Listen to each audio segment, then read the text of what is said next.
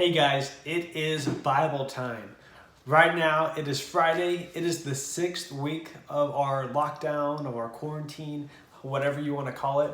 Right now, as I'm recording this, it is storming like crazy outside. And so I thought I would read a story about storms happening in the Bible. Because a lot of times, whenever the Bible refers to storms, it's not just talking about thunder and rain and wind, but a lot of times it has a deeper meaning of trials and tribulations and bad things happening, and God always being in control in despite of that. And I thought that was very fitting for right now, because it seems like in life we're in the middle of a storm. It's with the COVID-19, everything getting shut down, locked down, us not being able to see our friends, go in public, it's not being able to just be with one another. It feels like we're in the middle of a storm. And so I just wanted to share a story about a storm and how that applies to us. So if you're going to follow along with the Bible, it's going to be in Luke chapter 8, verse 22 through 25.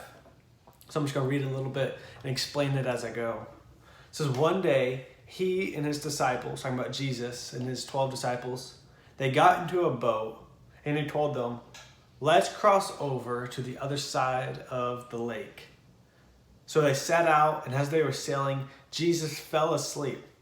Then a fierce windstorm came down on the lake. We all kind of know what a fierce windstorm is like. In Oklahoma, we experience those on a daily whenever it's springtime. It came down, and they were being swamped, and they were in danger.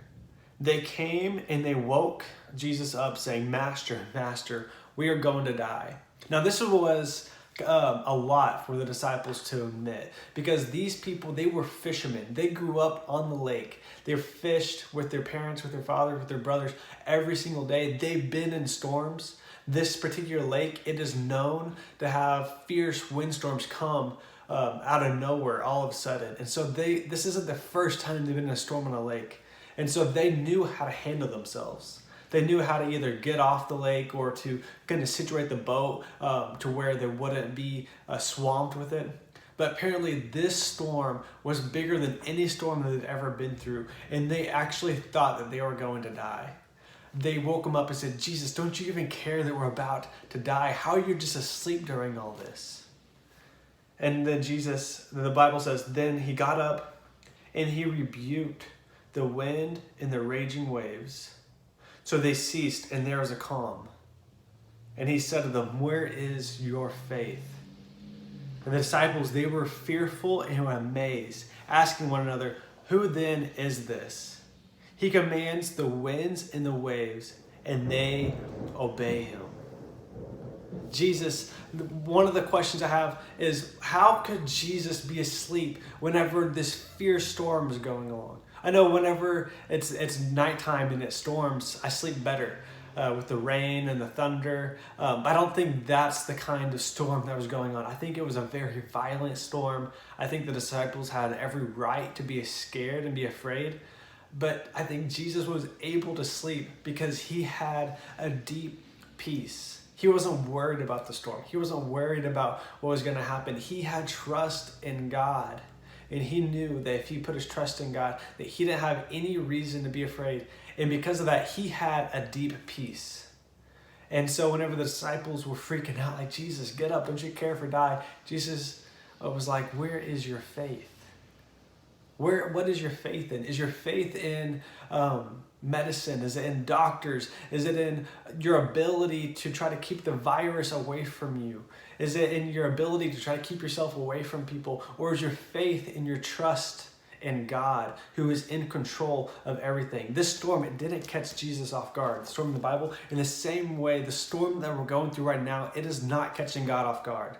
God wasn't just up in heaven and just doing whatever, watching TikTok videos, and then one of his angels came up and said, God, there's a virus sweeping across earth and it's killing everybody and it's infecting everybody. What are we going to do? God didn't freak out, and God didn't go into panic mode. He knew what was going to happen, and he is still in control. Everything is created through and for God. And so he is in complete control of everything. If we have our faith in him, we can have peace just like Jesus had in the middle of the storm. And that doesn't mean that just because we have faith and trust in Jesus that we don't also practice the things that the government is telling us to do. Practice social distancing, practice washing your hands, because those things are also important. But that is not where we put our faith and our trust. We obey those because we're supposed to obey the authorities, and it makes sense to do all those things. But that is not where we put our trust, because that is not where our salvation is.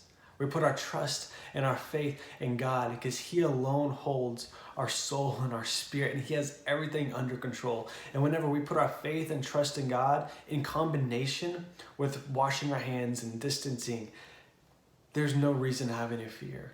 We can have a deep peace, a peace that doesn't make any sense. The disciples, they didn't understand why Jesus was asleep. In the same way, we can have that kind of peace. It doesn't make sense to the world, but it's there for us to take, and it's there for us to spread around. I hope this story finds you guys well. I'm praying for you guys. I hope you guys are doing good. I can't wait to see you guys soon. Love you guys.